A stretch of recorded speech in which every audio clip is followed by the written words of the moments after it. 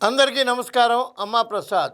ఓం నమో వెంకటేశాయ. స్వామి నిన్ను కూడా వదలలేదు స్వామి. వైఎస్ఆర్సీపీ ప్రభుత్వం నిన్ను కూడా వదలలేదు, నీ లడ్డూను కూడా వదలలేదు. తిరుమల లడ్డు అంటే అది ఒక దివ్య ఔషధంగా, సంజీవనిగా కళ్ళకద్దుకుని చెప్పులు విడిచేసి ప్రసాదం తింటారు. అంత పవిత్రత కలిగినటువంటి ప్రసాదం వైఎస్ఆర్సీపీలో అడల్టరేషన్ కి గురైంది, జంతు కొవ్వులు కలిశాయి అని ఆరోపణలు వస్తే కేంద్ర ప్రభుత్వం సుప్రీంకోర్టు ద్వారా నియమించినటువంటి సిట్ ద్వారా విచారణ జరిపితే అందులో అడల్టరేషన్ జరిగింది. అంటే ఏంటి?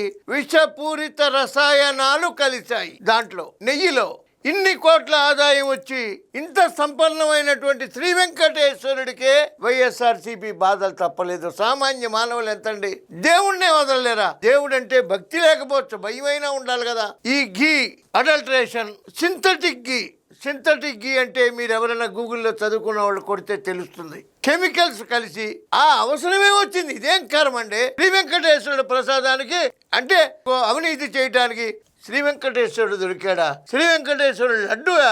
దాని మీద మళ్ళా పేరు నాని లాంటి వాళ్ళు కామెంట్లా ఏమండి సమర్థించుకోవడానికి రోడ్లు వేస్తే డబ్బులు తినేయండి. లిక్కర్లో తిన్నారు, రోడ్లలో తిన్నారు, ఆస్తులు తాకట్లు పెట్టేశారు, ఎన్నో రకాలుగా తినేశారు. చివరికి శ్రీ వెంకటేశ్వరుని వదలరా? మాకున్నది కలియుగ దైవం అండి. మా దైవం ఆ లడ్డు మాకు పవిత్రమైనటువంటి లడ్డు అండి. అది ఒక సర్వరోగ నివారణి. మేము కళ్ళగద్దుకు తిని ఆరోగ్య సంజీవనగా భావించేటువంటి శ్రీ వెంకటేశ్వరుడి ప్రసాదాన్ని కలుషితం చేయటం, అడల్టరేషన్ చేయటం, కల్తీ నెయ్యి వాడటం, ఇది ఎక్కడ కర్మ అండి? అవినీతికి ఒక హద్దు అనేది ఉండాలి కదా. హద్దు లేని అవినీతితో మితిపోయినటువంటి ఆ శ్రీ వెంకటేశ్వరుడు శిక్ష తగిలే వైఎస్ఆర్సీపీ పార్టీ అలా అయిపోయింది. ఇప్పటికైనా నిజాలు నిగ్గు తేలాలి, దోషులు కఠినంగా శిక్షింపబడాలి. వాళ్ళ బ్యాంక్ అకౌంట్లు అడిగితే కూడా ఆ బ్యాంక్ అకౌంట్ల జోలికి రాకూడదని కోర్టుకెళ్లారు. కోట్ల రూపాయలు చేతులు మారి 250 కోట్ల అవినీతి జరిగి 20 కోట్ల లడ్డూలు, 60 లక్షల లీటర్ల కల్తీ నెయ్యి.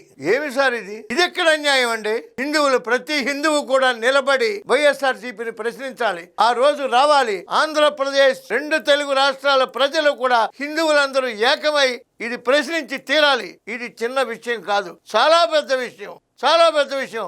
ఒక్కసారి ఆ దేవదేవుడు దర్శనం చేసుకుంటే చాలు, ఆ ప్రసాదం తింటే చాలు అనేటువంటి హిందువుల మనోభావాలు పూర్తిగా దెబ్బతిన్నాయి. ఎవరు కూడా హిందువుల మనోభావాలతో ఆడుకునే ప్రయత్నం చేస్తే హిందువులంగా అందరూ కూడా సంఘటితంగా ఏకమై ఎదిరించి తీరాలి, నిలబడి తీరాలి, క్వశ్చన్ చేయాలి.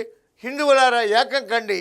ఈ యొక్క సమస్యని, ఈ యొక్క విషపూరితమైనటువంటి కుట్రని తిప్పికొట్టే ప్రయత్నం ప్రతి హిందువు చేస్తాడని ఆశిస్తూ ఓం నమో వెంకటేశాయ.